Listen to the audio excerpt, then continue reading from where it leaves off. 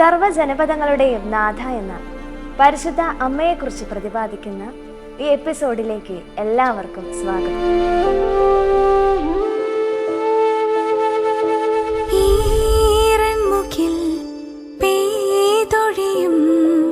ഹൃദയങ്ങളിൽ മഴവില്ലായി തെളിയുന്നോരമ്മേ, തണലായി ഈ മരുഭൂവിൽ അളവില്ലാ സ്നേഹം നൽകണമേ.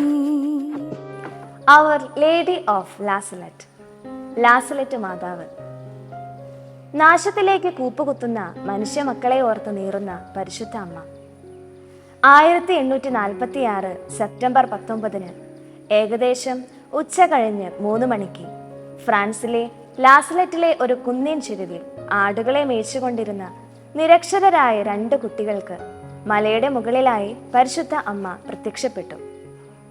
ആദ്യ ദർശനത്തിൽ അഭൗമമായ പ്രകാശം കണ്ടു നോക്കിയ കുട്ടികൾ അതീവ സുന്ദരിയായ ഒരു സ്ത്രീ പാറപ്പുറത്ത് തലയ്ക്ക് 2 കൈയും കൊടുത്ത് കുനിഞ്ഞിരുന്ന് കരയുന്നത് കണ്ടു.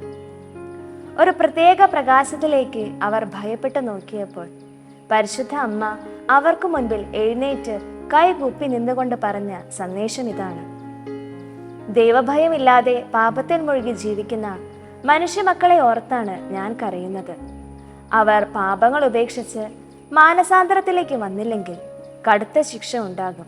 ഞായറാഴ്ച ആചരണത്തിന് കൽപ്പിക്കേണ്ട വിശുദ്ധിയും പരിപാവനതയും കാത്തു സൂക്ഷിക്കാത്തത് കൊണ്ടാണ് മാതാവ് അന്ന് കരഞ്ഞത് എന്നാണ് ചരിത്രം പറയുന്നത്.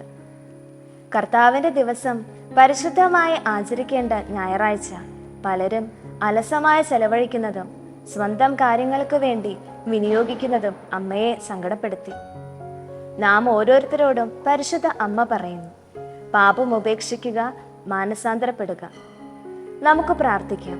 ലാസലറ്റ് മാതാവേ, ഞങ്ങളുടെ പാപങ്ങളെ വെറുത്തുപേക്ഷിക്കാനും പാപബോധമില്ലാതെ ജീവിക്കുന്നവർക്ക് വേണ്ടി പ്രാർത്ഥിക്കുവാനുമുള്ള കൃപയ്ക്കായി പ്രാർത്ഥിക്കണമേ. ആമേൻ.